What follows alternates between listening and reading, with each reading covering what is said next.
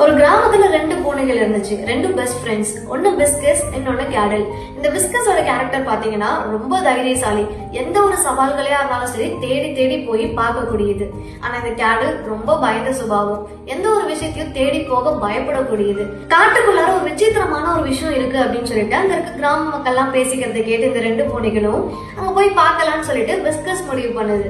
ஆனா கேடலுக்கு ரொம்ப பயம். நம்ம போக வேண்டாம்னு முடிவு பண்ணுது. ஆனா பிஸ்கஸ் தன்னோட நண்பன் அப்படின்ற அவன் கூட சேர்ந்து இதுவும் போக ஆரம்பிக்குது.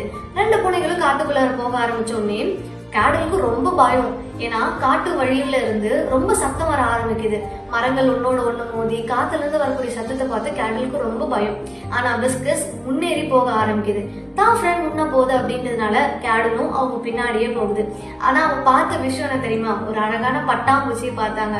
பிஸ்கஸ் அந்த பட்டாம்பூச்சியை பார்த்து சிரிக்க கேடலும் தன்னோட ஃப்ரெண்ட் சிரிக்கிறான்னு கேடலும் சிரிக்க ஆரம்பிக்குது. இந்த அழகான அனுபவத்தை அவன் முடிச்சுட்டு வீடு திரும்பும்போது பிஸ்கஸ் கேடல் கிட்ட சொன்னது என்ன தெரியுமா? நீ பயந்துகிட்டு அங்கேயே இருந்தனா இந்த அழகான அனுபவம் உனக்கு கிடைச்சிருக்காது இல்லையா? அதனால என்னைக்குமே நீ பயப்படக்குள்ள ஒரு அழகான நண்பன் கூட நீ சேர்ந்து பயணிக்கும் போது இந்த பயமும் அனுபவமும் சேர்ந்து உனக்கு கிடைக்கும். சோ ஒரு நண்பனோட சேர்ந்து நீ பயணம் பண்ணும்போது இங்க பயம் எல்லாமே எங்கேயோ மறந்து போயிடும். உனக்கு அனுபவமும் அழகான நினைவுகளும் உனக்கு கிடைக்கும் அப்படின்னு சொல்லிச்சான்.